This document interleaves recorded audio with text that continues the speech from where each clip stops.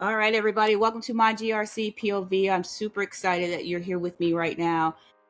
This is a special edition episode because this episode is personal to me. I am super excited to talk about a condition that I have. It's called polycystic ovarian syndrome, or better known as PCOS. And PCOS impacts real lives, real health, and real futures. And in this special episode today, I'm part of the 3,000 podcasters who are participating in Podcasthon 2026, and where we get to spotlight our most charitable nonprofit organization. And so we're spotlighting PCOS Awareness Association. This is not an episode about medical advice. This is about a story, a mission, and a call to action for awareness and support. So let's meet my guest today. Her name is Megan Stewart, who's the founder of PCOS Awareness Association. She built PCOSAA to educate, advocate, and connect people living with polycystic ovarian syndrome. So let's welcome to our community, Megan Stewart. Megan, how are you? Doing okay. I was about to jump in and correct you because you were like, I'm the host, da da da da. I was about to say you are also the co-founder of PCOS Awareness Association. Don't forget that. I appreciate it. Listen, I tried my best to give the shine where it is. So you created it. I'm just here to back you up to the best way I know how, but totally dope. So thank you so much for giving me my flowers.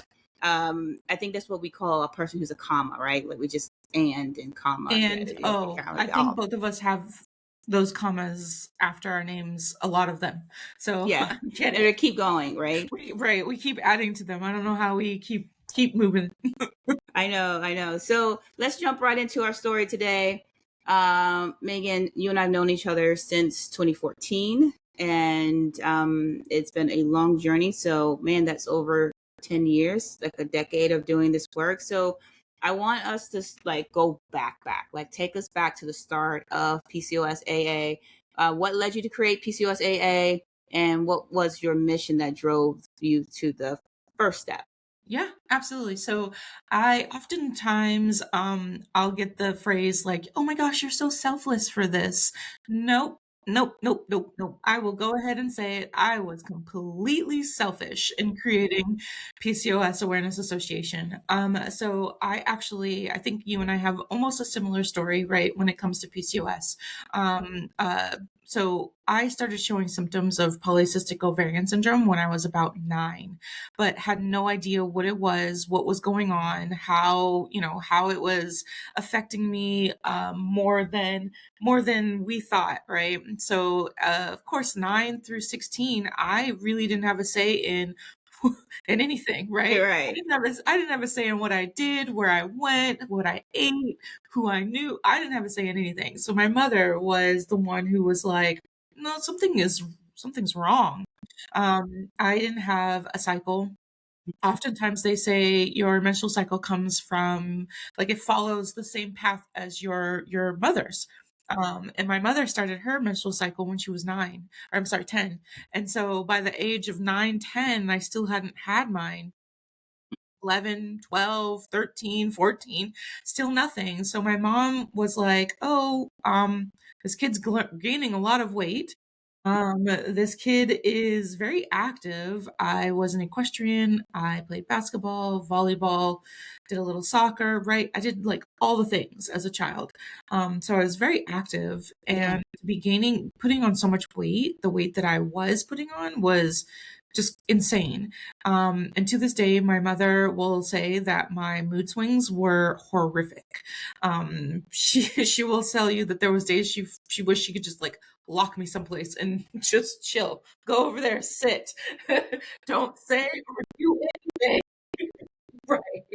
Right. And I just was like, I was always having pelvic pain. So she started like taking me from medical professional to another medical professional to specialist to all sorts of places. And she was being told things like, this is normal. This is what, somebody goes through when they're going through puberty. And to which my mom was like, I didn't. And my mom also works in the school district. She was like, I don't see this with other people. What's happening? Yeah. She was also told that I just need to lose the weight and I Yep. would be fine. Ultimately, the one that really sent her for a ringer was she was told that it was in my head and that I was faking things just to get out of school and all the other activities she had me in. It was that one that I recently actually, let's see, 2019, I found out that she actually gave me placebo pills to find out, to try and figure out if what was happening was actually something that was in my head. And she said the first 2 weeks that it was like she gave me the pills and she was like, "This is the cure all for everything. You'll be fine." And I believed her and I thought like, it's gonna be Yeah. fine. She said for like the first 2 weeks, it was very much symptoms took a 180 turn. I was fine. But she said no lie, that third week, things came back. The 360 came right back around. Symptoms were 10 times worse. Mood swings were that much more Right.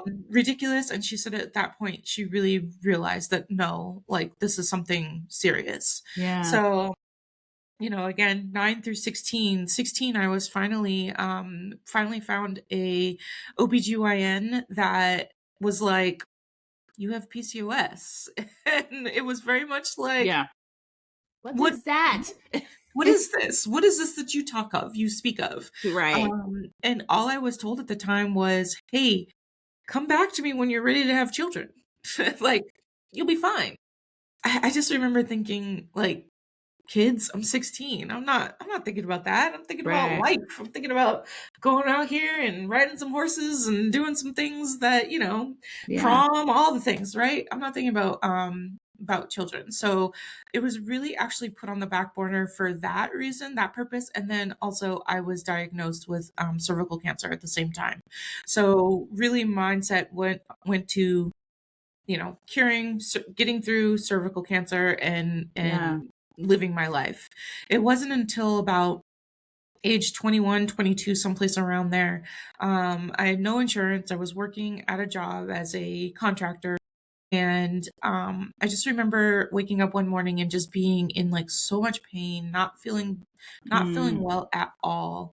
And I still went to work because again, contractor, Right. like you don't go to Don't work, you don't work, get you don't get paid, paid. right? So I just remember waking up and just still going to work. But I do also remember being at work and people being like, "Ooh, you don't look so well. Like, Yeah. what's going on?" To which I called my mom and she was like, "Nope, meet me at the ER. I'll meet you there." Went to the ER and they immediately, hooking me up to IVs, Yeah. fluids, doing tests, pulling my records from, any other doctor's visits that I had had. And I remember them coming back into the room and being like, "Oh, well, you have PCOS." And me being like, yeah, I really don't know what that means. Like, Right, right. what are Yeah. you, what are you trying to tell me? And they were like, oh, well, we did an ultrasound and your cysts are rupturing. The cysts on your ovaries are rupturing. So there's nothing we can do for you. So bye. Wow. Wow. It was at that point that, walking out of the ER with my mom, she'll tell you that she said, I see some fire behind your eyes. What are you about to do?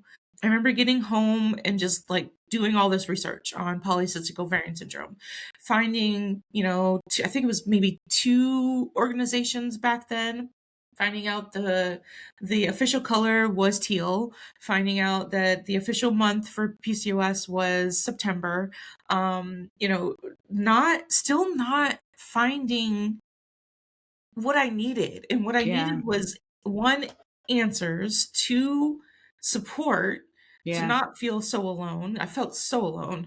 So, and then three, just resources. Like you're telling me I have PCOS and that I am, finding out that weight gain, acne, hirsutism, which is extra hair growth on the face and hair loss on the head, Yeah. um, you're also telling me anxiety, depression, missed menstrual cycles, it being the number one cause of infertility in women.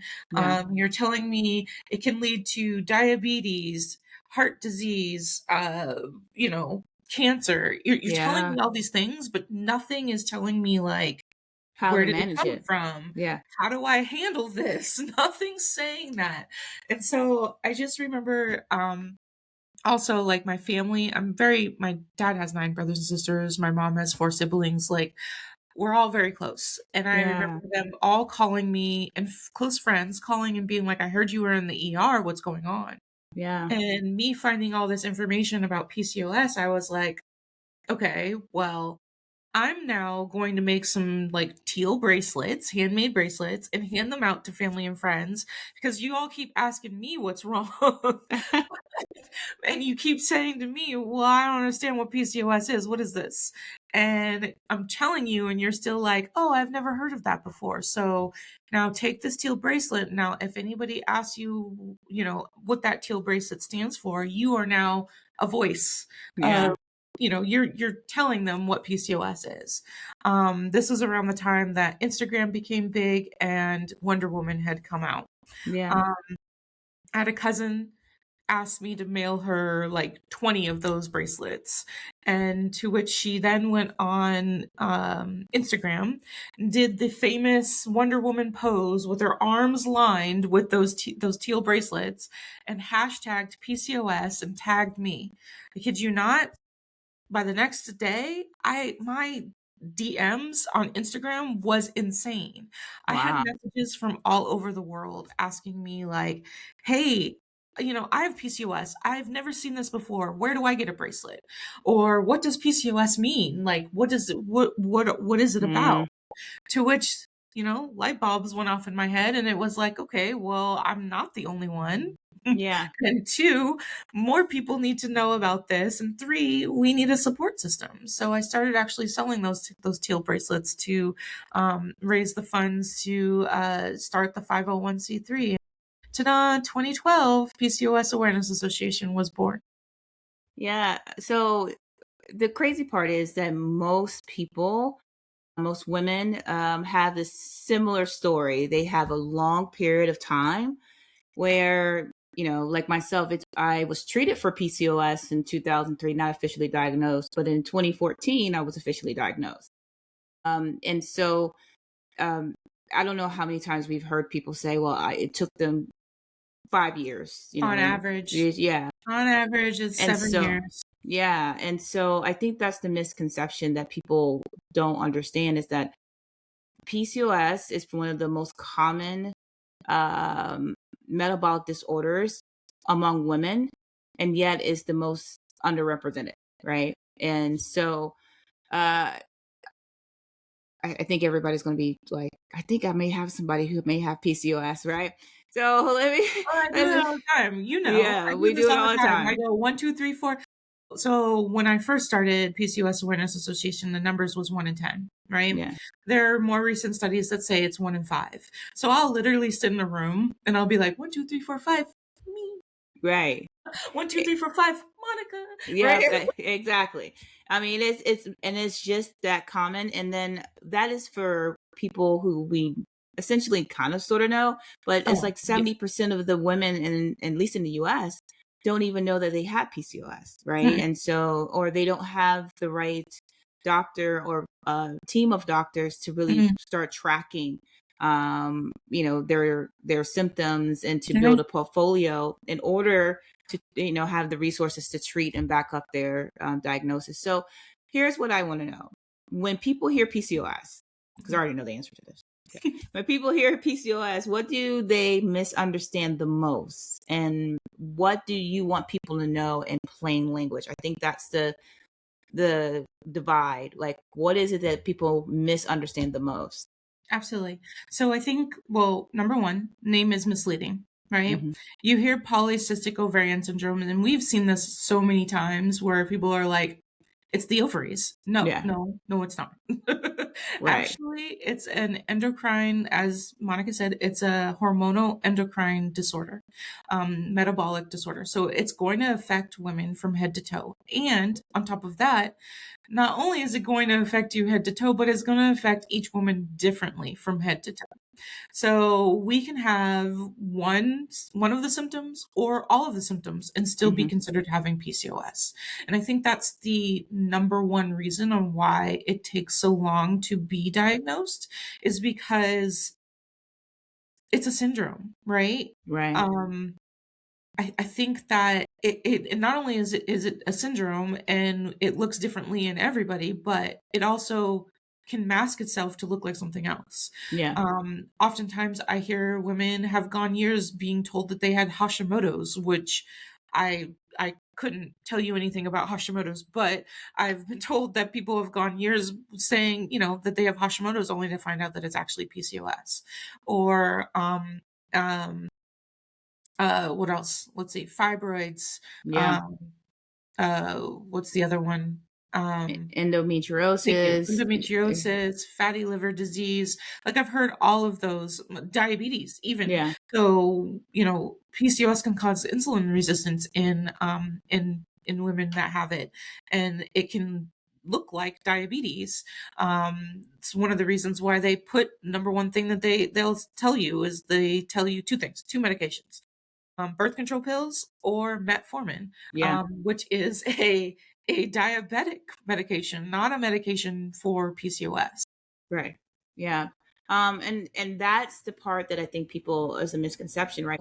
There's 4 types of PCOS, right? There's the insulin resistant, which is the most common. I have that PCOS, and then you have inflammatory PCOS, inflammation, higher testosterone, etc. Then you have androgens, and then you have the birth control induced, which is typically when women who either have given birth and then they go back on birth control, and it changes their hormones. And so I don't think people understand like the physical toll, because it's not like I'm lazy. You and I both are athletes. Like I played basketball, volleyball, ran track. I still do in my 40s, right? But when your hormones is out of balance or there is a stressor, that plays not only with your physical self, but it also plays with your mental health, right? Because 100%. you can go from brain fog to anxiety to depression, and you don't even know why, and people are looking at you weird, and you're like, I feel bad. So this is endless cycle. So Like, it takes Monica, we don't feel bad. No, I'm just kidding. yeah. I don't know. No, We're just unapologetic. Yes. And people looking at you sideways, you're like, well, what's wrong with you? And because there's not a diagnosis earlier and not enough information, you don't even know that you're having, we call it a PCOS flare up, right? Or you don't know what you don't know, because everyone's telling you that all you have to do is lose weight, which is difficult for people who have PCOS. I kid you not, I smell a cookie from a mile away and I gained like 5 pounds. So yeah. So here's the thing. You and I could talk about all of our stories around PCOS and why support is so important. And so when you created PCOS Awareness Association, what was your hope? Like, describe what PCOSAA does today and some of the programs and resources and services that you believe the core foundation of our PCOS community is important to them. Yeah, absolutely. Man, over the years, we have, I want to say, like, the mission has never changed, right? The way that we go about the mission has changed. So from day one, we've been operating on 4 pillars, right? We operate on information, support, resources, and research. I strongly believe that was like my ultimate, when thinking back of like when I first thought of PCOSAA, I just wanted to help, right? I just wanted to help, and I just wanted to be helped, right? Again, I wasn't selfless in this. I was very selfish, because the things that we have created are things that I needed. And they're also the things that I've, for the past 12, 13 years that I have seen others need. So in the support aspect, we have always, we grew online, right? Yeah. So social media has been huge in our growth, Yeah. and being able to reach all those that we have reached, right? We have over 70,000 followers on Facebook, and over 50,000 followers on Instagram, over 4,000 followers on LinkedIn. I haven't even looked at the numbers on our TikTok and our Pinterest and our X in a long time, but it's just that we want to be able to reach the most people Mm-hmm. with support, right? We want to make sure that people know that we are here and that they are not alone, because I feel like that's one of the number one things that people say when they come to us with, saying that they have PCOS. They say they feel alone. Mm-hmm. So that support aspect, some of the things that we have done for support, we do have our own social media. It's called Shades of Teal. You join and you can communicate with others that have PCOS. And we also provide information and resources there as well. Also support, I would say, and I'll be honest again, like our pillars kind of run together. Right. So PCOS Con, right? That's giving support, resources, and information and research, right? Right. We have, I could tell you a couple of stories about, the mental health aspect, to which I am not a mental health expert. You or me. So we had to, that's another thing about us, right? We do not reinvent the wheel. There's no purpose of reinventing the wheel. So if there's a need for something, we will go partner with another organization, another nonprofit, another company that provides the services. So we felt the need to have a crisis text line. We have partnered with Crisis Text Line. You text PCOS to 741-741. You're going to get help in an aspect of PCOS. We've partnered with, when it comes to the hirsutism, we've partnered with a couple of laser hair removals, electrologists. What else? We've done a couple of Room care. That's just room. it's a platform where if you need information on a specific condition or disorder, Right. they have research, and you'll see our faces as an advocate and nonprofit leader in PCOS. Yeah. Zaya is another one. The same thing, almost like room care. Yeah. Um, what's another one? We had what's it called? Just Ask, Yeah. or Just Answer. Sorry, Just Answer, which is a platform that allows you to ask a question of, your PCOS symptoms and get medical, connect one-on-one with an OBGYN or an endocrinologist. We have, oh my gosh, there's been so many over the years that I'm trying to think. There's also Needy Meds. Yeah. So Needy Meds was one of our first resources, and they provide what's it, low cost sliding scale, no cost clinics all around the U.S. And they have something like over 12,000 clinics around the US, and they purposely have put like our brochures in all those clinics. And they've also provided us with what's it called, a medical drug discount card. Card. Yep. I've tested it myself. So like back when I was taking birth control pills, I didn't use my health insurance, and I just used the drug discount card. And I think I paid like 5 cents for my for a month's worth of birth control pills. Yeah. So the discount card definitely works. Oh my goodness, what are some others that we've Provation Life? They provide a Berber. I can never say the word. Berberine. Yeah. Berberine. Supplements. Yep. Thank you. Berberine supplements. The home test box. Like, we have partnered with so many different Yeah. companies and organizations and resources that all. The thing about PCOS, again, there's no cure, right? Right. But you have to treat each symptom separately. So we've tried to like break it down into resources based off of symptoms, right? Like who and how can we help? Yeah. In Absolutely. that aspect. I think it's So also there's just a important. lot. And I think it's also important to call out, we don't focus or push people to a specific That's what I'm looking for Product. too, as a product or diet. No. Because again, everyone's PCOS is different. Everyone PCOS is specific. We have people who have PCOS who don't have the fight with gaining weight, right? And so we call that lean PCOS. So they may not need a inositol per se, or berberine, but they may need another pill or for vitamin D deficiency or Right. extra iron. What we learned, we've partnered with on our board is a dental hygienist, and she said, hey, if most people don't know this, but women who have PCOS will struggle with low vitamin D, which actually impacts their teeth.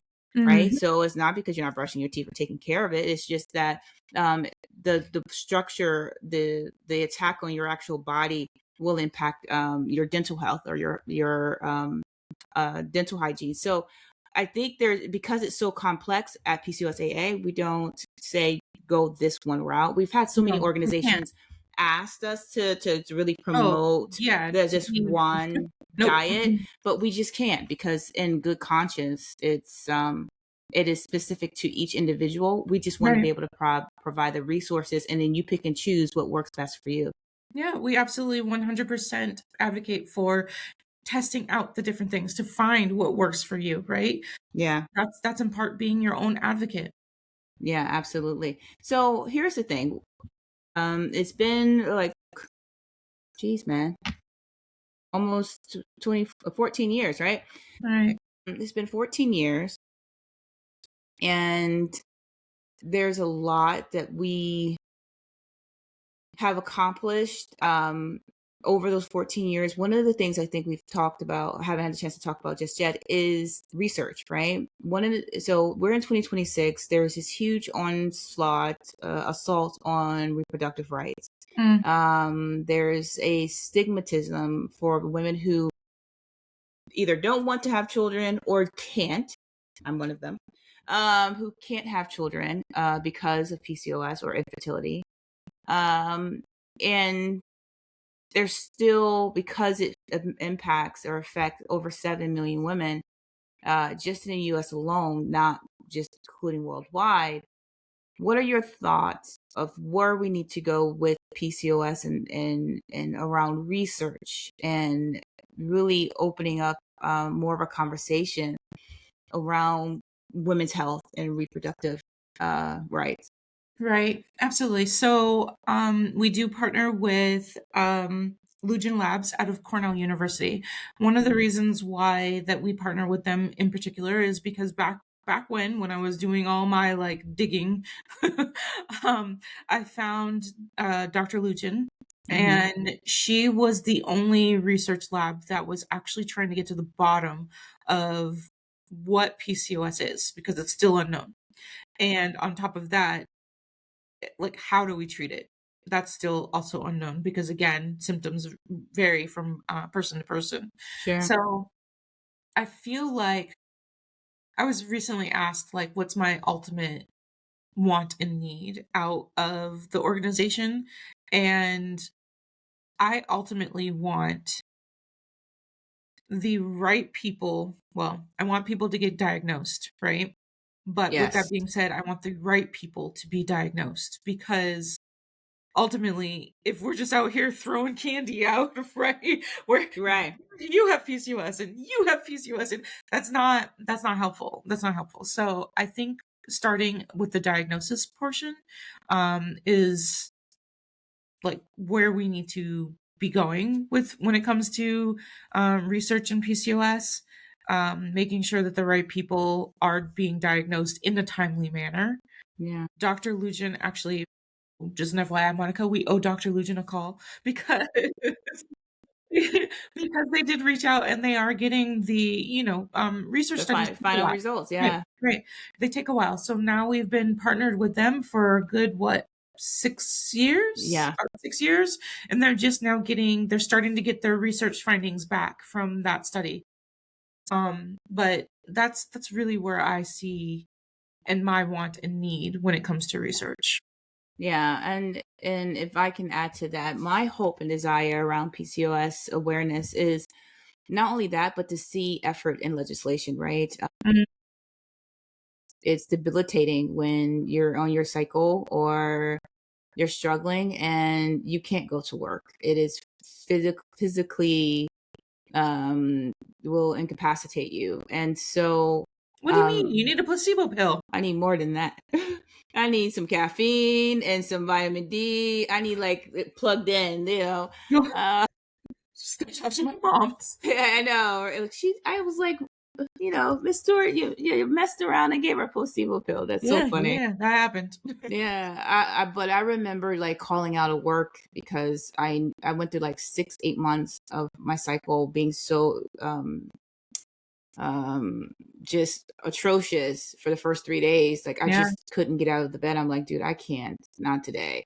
Right. And that goes to sorry, I apologize for cutting you off, but that was another thing that we are doing, right? We've been partnering with local legislation to like try and get things done. You've partnered with a local congresswoman and she's working on she's got a bill for that. So yeah, most definitely. Yeah, I think it's important. It comes down to how do we offer, you know, support that is actually tangible. Like if I've been diagnosed with PCOS, you know, as a teenager, and I physically am incapable of coming to school to focus to study because I'm in excruciating pain, then I shouldn't be penalized for attending. I should be able to do it virtually from home, right? And so that's one of the pieces of legislation that a councilwoman here in New Jersey is offering to the table.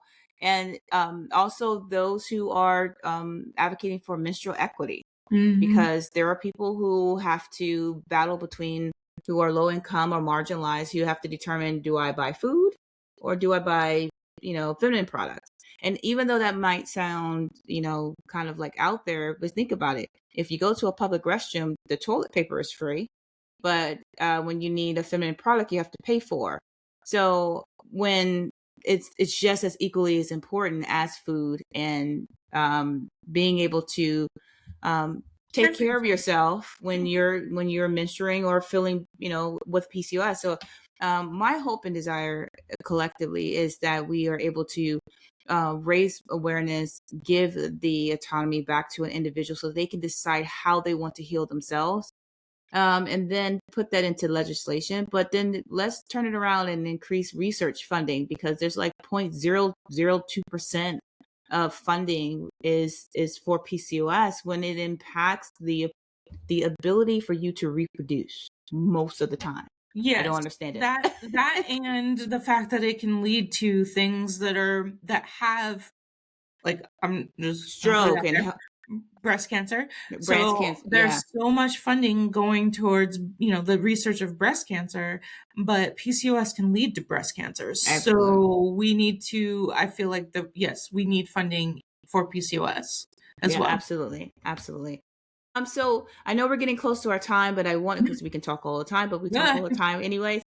What I wanted to ask you is, outside of just knowing more about PCOS and sharing about PCOSAA, how can people support? Like beyond the likes and shares and click back and forth, what are the top ways that listeners can support PCOSAA today?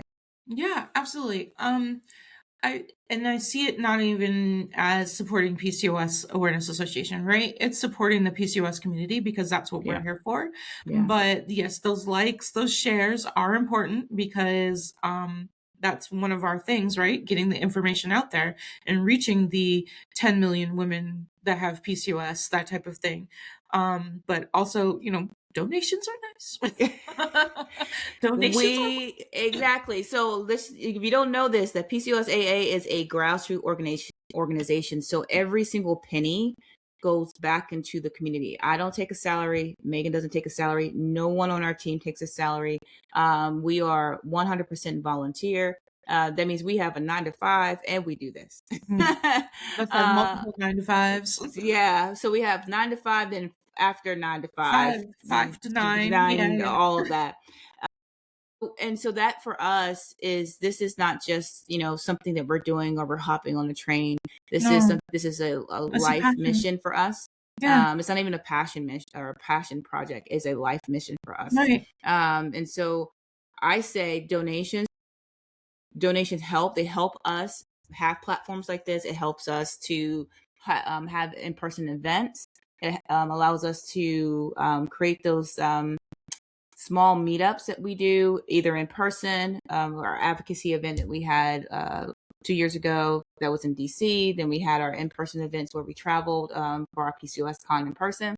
To our like this year, we're having our conference that is virtual, just so that we can do two things. One, continue to reach people in our social media space and digital space, but two, we can actually manage and ensure that we are able to stretch the funding that we do get when we do Absolutely. have in-person events, because it costs to host those in-person events. Right. I think that sometimes people hear nonprofit and they believe that nonprofits get everything for free, and that's not the No. case. A nonprofit is a business, just like Yeah, any other business. We have to absolutely. pay for everything as well. So it's just that all the funds that come in are going right back out for our programs. Yeah, absolutely. I mean, between our teal talks to our Oh my gosh, we have so many programs. research, we support, like we said, we partner with Cornell University, and so a portion of what we receive goes to their research. We've been able to help them purchase a new refrigerator for samples. We've been able to help them with other testing equipment over the 6 years that we've been in partnership with them, so that we can contribute to bettering our community and just hope women health overall, right? Yeah. I think that's important. So what I want to ask, and this is my final question to you, because I've been talking to you all day, is when you're speaking to someone who feels dismissed, right? We hear that all the time. Someone's tired and they're overwhelmed. Out of this podcast today, what do you want them to know? What do you want them to hear? Right. I think ultimately they are not alone, right? I feel dismissed and tired. Monica feels dismissed and tired, right? You're not alone. Unfortunately, that I hate to say that, but it is the truth. And again, being your own advocate is huge. Like, we have to be. We cannot just sit docile on the sidelines and sit back and wait for others to make decisions for us. Go on out to our website, find the different resources and the different support systems, and try the different products that we have listed and offer, and see what works for you, right? Yeah. There's no sitting on the sidelines docile and just thinking that, I think oftentimes that this is the depression and anxiety kicks in this area where you feel like the woe is me and I'm alone and Yeah. nobody understands me and all those different questions. Yeah. But that's not true. We're here to help. We truly are. Yeah, absolutely. And so to piggy off of that, what is the future of PCOSAA? Where are we Yeah. going? So one of the big things that I think that we are trying to really do is we're trying to be innovators, right? There's a lot going on right now in the tech space, and we want to see how that can help our platform and help others to be able to provide information. Again, we've never veered away from our 4 pillars, right? Support, information, resources, and research. We will stay true to those till my legacy takes over, right? Right. We'll stay true to Right. those until the end. And just knowing that innovation, like, we cannot stay stagnant, right? Yeah. We are going to need to innovate to see the future. Yeah, absolutely. Is there anything that PCOSAA is doing now to tap into new technology around healthcare advocacy? I mean, there's so much out here already. There was Fitbit, and then there was Google Fit, and now there's Oura Ring and There's watches, watches. there's Yeah, all the yeah. things. So yeah, so we have a partnership coming up soon with Stanford, a study out of Stanford University that is going to be using Oura Rings. We're super excited about that. We are also dabbling into AI use. And again, AI use is only to be able to, it's a tool to be able to provide information to our followers. It's not a, I hate using, my name in this, but we're not using that movie Megan and Yeah, creating little dolls that are going to come over and take over the world. That's not what we're doing. We are right. literally just using it as a tool. We will be having a new tool on our website that will generate advocacy letters based off of your location wherever you are in the United States. It'll know, you give it your state, and it'll know your governor, and it'll create, auto create an advocacy letter for you for PCOS to be able to mail off to your governor or your state official. Like, we're trying to Yeah, push PCOSAA into the next generations. yeah, absolutely. And we also have our Teal Talk that we, also have either via blog or podcasting like this. It's, our goal is to get the information out there. And like you said, we use AI as a different mode of communication. So like the information is pretty standard. Like if you are The messages, it's still the same. It was vetted by, again, our partnership with Cornell University. They always give us confirmed and documented research information, and so we along with use it. our medical advisory board that we have in-house. Absolutely. And so everything that we put out is the same if you and I say it, or if the AI Ari Holt says it, because what we don't want to do is miss the opportunity to leverage tools to get the word out, that PCOS do exist. And, as technology, because, here on My GRC POV, I'm a techie. With technology moving forward, we want to be able to leverage it in such a way that has a positive influence and impact in the communities that we're here to serve. And not only that, I mean, funding. What grantor doesn't want innovation, doesn't want, technology? So if we can apply for grants that are tech-based, we will. Sure. Absolutely. So Megan, I'm going to let you close us out. Tell everybody where they can find you, me, PCOSAA, all of us. Well, as I was saying before, we are on all social media platforms. We've got Instagram, Facebook, X, TikTok, Pinterest, LinkedIn. Most places you will find us as PCOSAA, but other places you will find us as PCOS Awareness Association. Our website, PCOSAA.org. We have another website that is specifically for our PCOS Con event, and that one's PCOScon.org. What else here? Myself, you can most definitely find me on LinkedIn. I think my name on LinkedIn is Megan Marie Stewart. Please feel free to reach out. I would love to hear from you. Absolutely. Listen, you guys, thank you so much, Megan, for hanging out with me today on this special edition of My GRC POV.